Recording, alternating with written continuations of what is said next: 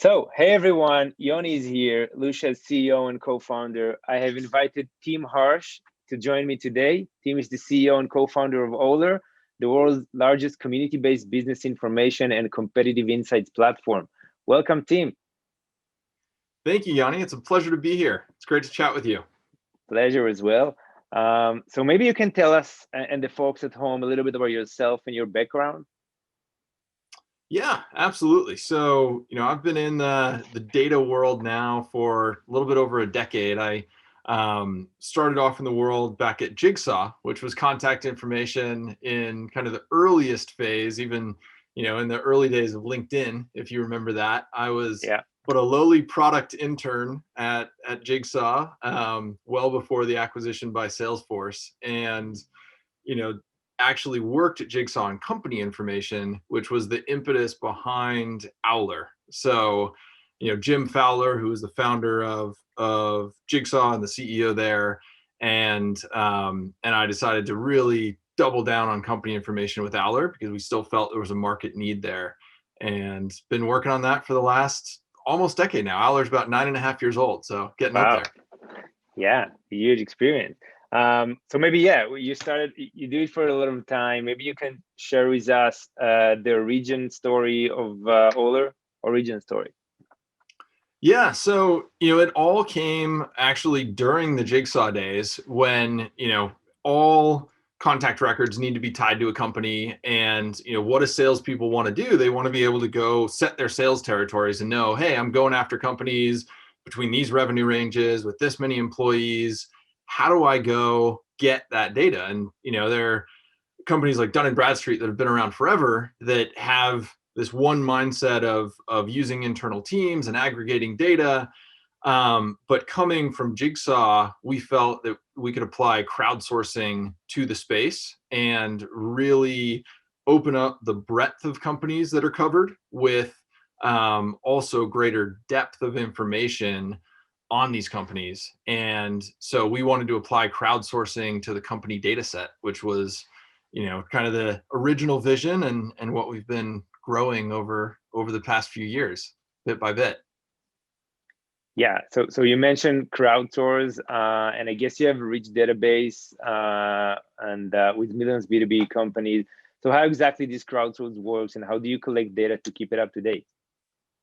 Yeah, so it's an interesting combination of, obviously, everyone out there these days is using natural language processing and machine learning and other technical methods of gathering information. We do that too, and we also have an internal team that curates the information coming in from our algorithms. But what makes Owler's data set unique is we get over 500,000 contributions from the community every month, and we have millions of members on the platform every month. And we're asking very simple questions of, do you think this revenue number is correct? Are these two companies truly competitive? And what that does is it takes all the data from the algorithms, it takes all the data that's already in there and just sharpens it over time. So we like to think about the data as just getting sharper every single input from the community. And at the end of the day, that leads to what we try to capture as higher quality, more up-to-date information on these businesses. Amazing. So what are Oler's main use cases? Who use this data today? Yeah, so the biggest use case of Owler today is within the sales world. So as I mentioned, our original vision of being able to go do segmentation and territory setting with data, we arm sales teams typically with the information they need to both understand what's going on with their current customers, but also who else they can go after that is competitive with their current customers or fits the mold of their ideal company or their customer profiles. And then actually track those companies to figure out the right time to reach out. So a salesperson might be assigned 1,000 accounts. We make it really easy to plug in your Salesforce and track those companies and not only know, okay, these are the right companies to go after, but also this is the right time to talk to them. They just raised a round of funding, they just launched a new product, they just opened 3 new offices, and then that's the perfect time to reach out and actually start that conversation or deepen an ongoing conversation. Yeah, totally. Intent data is one of the most precious ones to for sales reps. Um, so Absolutely. what do you see is the future of company data collection? I think it really boils down to continuing to, leverage AI to bring disparate data sets together. And I know, Lucia has done a bunch of this in the contact world where, there is so much great technology out there today, but there still exists these very disparate data sets, whether it's government data sets, whether it's, data sets on the open web, and tying those together in a cohesive way where you're able to map all the data together, especially within the company information space, is still very difficult.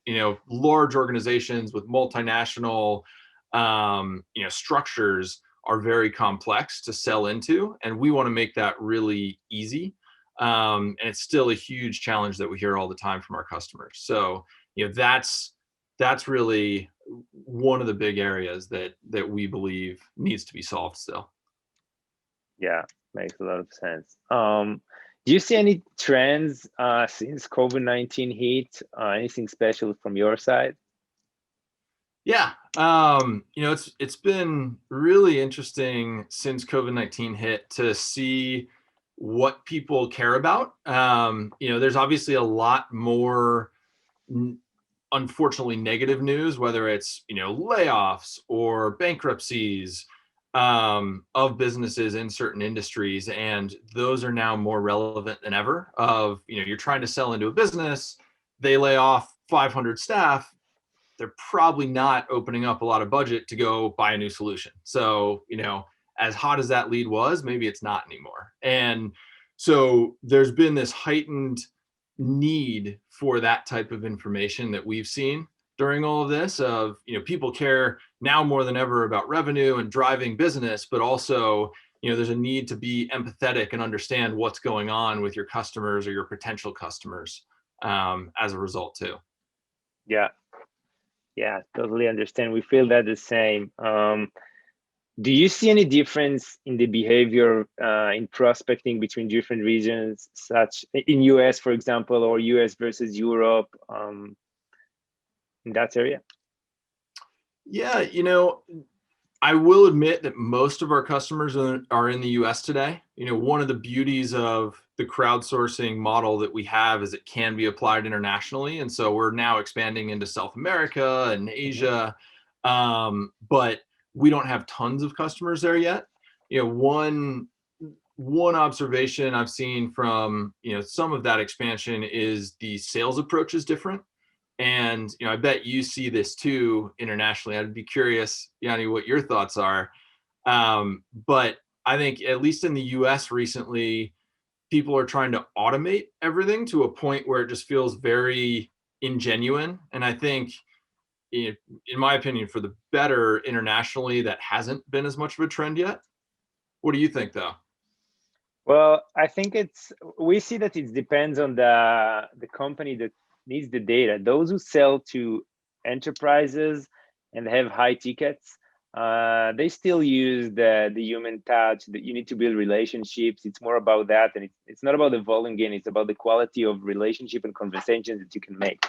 But the SMB, the new type of companies that is mainly focused on volume, those are definitely uses more automation cadences. Like you try to do it first with email to get the customer hooked first.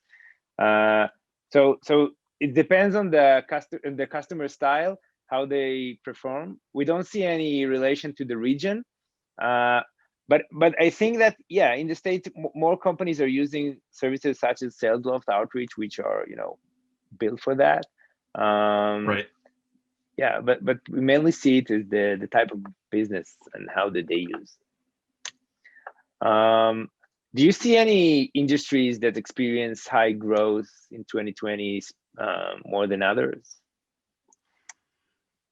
Yeah, I mean, because our customer base is so varied across industries, we've seen a lot of the different impacts. Everything from oil and gas. Even though the industry has been really challenged, there's been a lot of momentum because there's been a lot of M&A activity. So there's been a lot of interest there. But also, I think as almost everyone's aware, I mean, heck, we're on Zoom right now, the tech world and software is kind of eating everything at the moment. Yeah. So that's been the biggest upswing that we've seen, certainly, although I'm sure everyone listening already has a good feeling for that. Yeah, I think everyone feels that technology is just accelerating more than ever before, Right. thanks to COVID. Any spoilers for 2021? Cool things that's coming down on the pipeline of order that you're working on? I was actually looking at some really cool mock-ups this morning. One of the things that makes Owler's duration in the industry pretty powerful is we have these long histories on companies. So we're really excited about some of the things we can do with that data. I won't give away too many spoilers on that end, but we think there's some really neat things where you can look at trends within whole markets that could really open up things. And to your previous question around what's trending right now, what's going on, being able to answer that with the data in the Owler platform is something we're working on. Sounds great. All right, so finally, what users can expect from our collaboration between Oler and Lusha? Yeah, well, I mean, we are thrilled to be working with Lucia, and we have constantly heard, hey, love the company information. We know who we want to talk to. We know that now's the right time to reach out. How do we get in touch with them? Now we can actually answer that for people and say, use the Lucia plugin. It all links up. Find the right company on Owler, and then you'll know who to reach out to using the Lucia plugin. So I think it's best in class contact information and company information in one stop, which we're thrilled about for all of our customers. Yeah, so do us. I mean, we hear it from the other side of the story. We have contact information. We need more information about companies and intents and the trends that they have so that customers will know who to target and then find the right persona within it. So I think the collaboration between companies makes a lot of sense and just completes the use case of the sales industries and needs today. So we're looking forward to continue and make this collaboration more deeply connected to provide the best value possible for customers, for both Lusha and all those customers. So please be sure to check out Oler.com, the best place to find B2B company and business information. Plus now you can easily prospect within Oler platform and find the list of employees in each company that you want to prospect, filter, and identify your customers thanks to the Lusha for Oler integration. Thanks for chatting with us, Tim. Anything else you wanna cover before we finish this session? No, thank you, Yoni. This has been a pleasure, and we're really excited to be partnering and the power of what we've now launched together for anyone who's in sales, anyone prospecting. It's going to be incredible. I'm sure it will. It's a pleasure as well, and we are very excited about this partnership. Thanks you all for joining us to this session, and visit Oler.com to see this integration live. Ciao.